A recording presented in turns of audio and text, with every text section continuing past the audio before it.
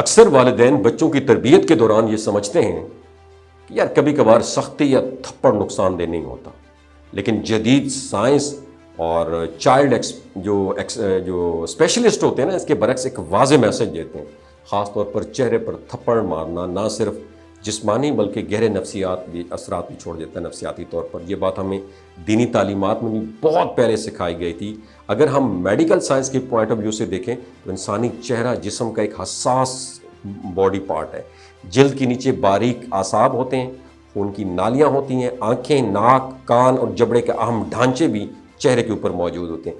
ان سب کو دماغ سے براہ راست ڈائریکٹلی کنٹرول حاصل ہوتا ہے۔ چہرے میں ایک اعصاب کا جال ہوتا ہے جسے فیشیل نرو کہا جاتا ہے، جو مسکرانے، پلک چبکنے اور ہونٹوں کی حرکت میں جو ہے نا رول پلے کرتا ہے۔ جب چہرے پر زور سے تھپڑ لگتا ہے تو یہ نازک اعصاب جو ہے نا یہ متاثر ہو سکتے ہیں، جس کے نتیجے میں چہرے کے ایک حصے کی حرکت کمزور پڑ سکتی ہے، مسکرانے میں مشکل ہو سکتی ہے، یا آنکھ ہو سکتا ہے مکمل بند ہی نہ پائے۔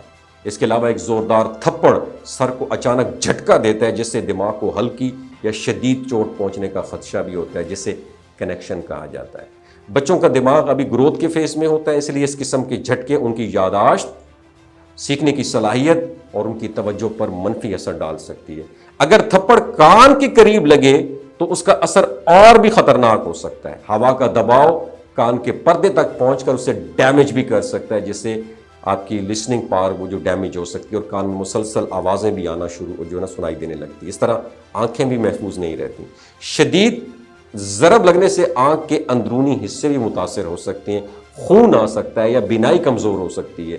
ناک، جبڑا اور دانت بھی اس اثر سے بچ نہیں پاتے۔ ایک تھپڑ ان ہڈیوں پر دباؤ ڈال کے انہیں ڈیمیج کر سکتا ہے، خاص طور پر بچوں میں جہاں ہڈیاں بھی مکمل طور پر گروتھ کر رہی ہوتی ہیں۔ لیکن سب سے بڑا نقصان وہ ہے جو نظر نہیں آتا۔ جب بچے کو مارا جاتا ہے تو اس کے جسم میں سٹریس ہارمون بڑھ جاتے ہیں، خاص طور پر کورٹیسول، اور بار بار ایسا ہونے سے بچہ خوف، بے چینی، کم خود اعتمادی اور ڈپریشن کا شکار ہو سکتا ہے۔ اس کے ذہن میں یہ احساس پیدا ہوتا ہے کہ وہ محفوظ نہیں ہے، حتیٰ کہ اپنے والدین کے ساتھ بھی۔ تو تحقیق یہ بتاتی ہیں کہ جن بچوں کو بار بار جسمانی سزا دی جاتی ہے وہ بڑے ہو کر زیادہ غصے والے یا تشدد کی طرف مائل ہو جاتے ہیں، اور اس کے برعکس محبت، گفتگو اور سمجھانے کا جو طریقہ ہے یہ بچوں کی پرسنالٹی کو مثبت بنا سکتا ہے۔ والدین کے لیے سمجھنا ضروری ہے کہ وقتی خاموشی کو تربیت نہ سمجھیں۔ تھپڑ بچے کو صرف ڈراتا ہے، سکھاتا کبھی بھی نہیں ہے۔ ایک محفوظ، پرسکون اور محبت بھرا ماحول بچے کی صحیح نشوونما کی بنیاد بنتا ہے۔ اللہ تعالیٰ سے دعا ہوں اللہ تعالیٰ تمام والدین کا سایہ ان کی اولاد پر سلامت رہے۔ رب ارحمہما کما ربیانی صغیرا۔